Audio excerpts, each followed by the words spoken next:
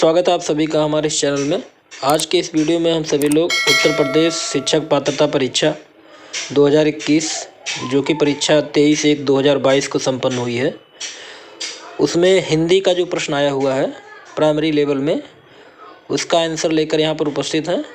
तो हिंदी के प्रश्न आप यहाँ से मिला सकते हैं। अगर किसी प्रश्न में आपको दुविधा लगे तो आप कमेंट बॉक्स पर ज़रूर बताइएगा। पहला प्रश्न है, निम्नलिखित में से मौखिक अभिव्यक्ति का रूप क्या है? तो यहाँ पर मौखिक अभिव्यक्ति का रूप पूछा जा रहा है, तो यहाँ पर नंबर 1 सही होगा, आसुभाषण। अगला प्रश्न देखते हैं, हिंदी भाषा में बोलियों की संख्या कितनी है? पूछा गया था, तो 18 बोलियाँ हैं हिंदी भाषा में। अगला देखते हैं, सामाजिक शब्द में मूल शब्द प्रत्यय कौन सा है? तो समाज और इक से बना हुआ सामाजिक, तो यहाँ पर पहला नंबर सही हो जाएगा। अगला प्रश्न जो पूछा गया था, तद्भव पत्रिका के संपादक का नाम, तो इसका सही विकल्प होगा ऑप्शन 1 अखिलेश। तद्भव पत्रिका के संपादक कौन थे? अखिलेश थे। अगला प्रश्न है, 12 बरस लो कुकुर जीवे और 13 बरस लो जियो सियार, यह पंक्ति किसकी है? तो निश्चित ही ये जगनिक की पंक्ति है और ये आलाखंड से लिया गया है। आलाखंड जिसको परमाल रासो के नाम से जानते हैं, उसके रचयिता जगनिक हैं। अगला प्रश्न है, अकाल का पर्यायवाची कौन सा है? तो यहाँ पर अकाल का पर्यायवाची दुर्भिक्ष होगा, ऑप्शन नंबर 4 सही होगा। अगला प्रश्न है, निम्न वाक्यों में से कौन सा वाक्य मिश्र वाक्य है? तो आपको बताना है कि मिश्र वाक्य कौन सा है। तो यहाँ दूसरा नंबर मिश्र वाक्य होगा, अध्यापक देखते हैं कि छात्र पढ़ते हैं। अगला देखते हैं, जिसके पूर्व में कोई आशा ना हो के लिए एक शब्द क्या होता है? तो यहाँ पर जिसकी पूर्व में कोई आशा नहीं होती है उसको अप्रत्याशित कहते हैं, ऑप्शन 3 सही होगा।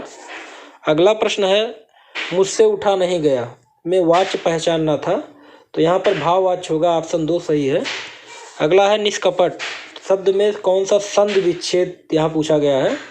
तो निश्चित ही यहाँ पर 4 नंबर सही होगा, निधन कपट से निष्कपट बनता है। अगला प्रश्न है, इस देश में हिंदी भाषा का प्रयोग लिखने एवं बोलने में किया जाता है, तो 4 देश का नाम दिया गया है, तो यहाँ पर मॉरिशस सही होगा। मॉरिशस में हिंदी भाषा चलती है, वहाँ बोली और लिखी भी जाती है। अगला प्रश्न है, सूरसागर किस भाषा की रचना है? तो सूरसागर जो है सूरदास जी के द्वारा लिखी गई है और ब्रज भाषा में यह रचित है। अगला है, वीरों का कैसा हो बसंत कविता किसकी लिखी गई है, किसके द्वारा? तो सुभद्रा कुमारी चौहान के द्वारा लिखी गई है, वीरों का कैसा हो बसंत। अगला प्रश्न है, क्षेत्रीय में कौन सा विशेषण है? तो निश्चित ही यहाँ पर गुणवाचक विशेषण होगा क्षेत्रीय में। अगला प्रश्न है, चौराहा शब्द में कौन सा समास है?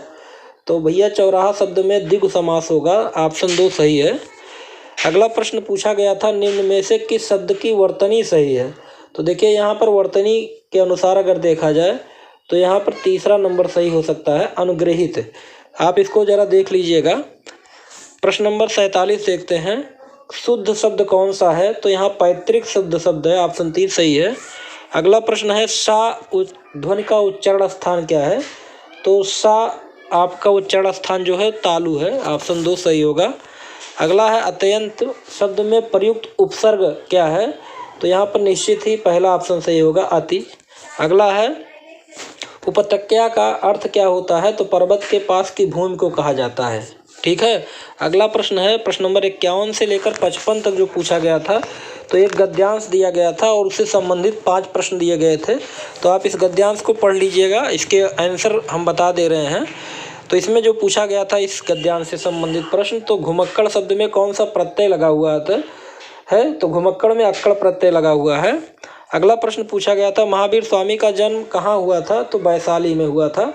अगला प्रश्न है, स्वच्छंद में कौन सी संधि है? तो स्वच्छंद में जो है व्यंजन संधि है, ऑप्शन 1 सही होगा।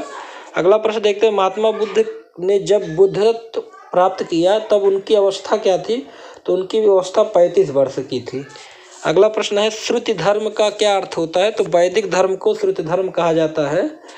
अगला देखते हैं, अंगा का उच्चारण स्थान तो नासिक होता है, नासिक व्यंजन है ये।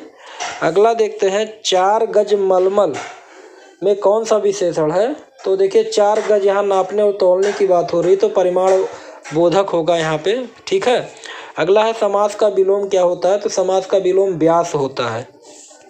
अगला है शून्य का तत्सम रूप क्या है, तो शून्य होगा। ऑप्शन नंबर 1 यहाँ पर सही होगा। अगला और लास्ट क्वेश्चन जो पूछा गया था वो था आँख के किरकिरी होने का क्या अर्थ है, तो आँख की किरकिरी होना मतलब होता है अप्रिय लगना। तो यहाँ पर हिंदी के प्रश्न हो गए। आपको ये वीडियो कैसा लगा? अगर अच्छा लगा हो तो लाइक ज़रूर कर दीजिएगा और लोगों के भी शेयर कर दीजिएगा। अगर किसी प्रश्न में आपको कोई समस्या होगी तो कमेंट बॉक्स पर ज़रूर आप कमेंट कीजिएगा। अगले वीडियो में कुछ ऐसे ही महत्वपूर्ण प्रश्नों के साथ फिर मिलते हैं। तब तक के लिए जय हिंद।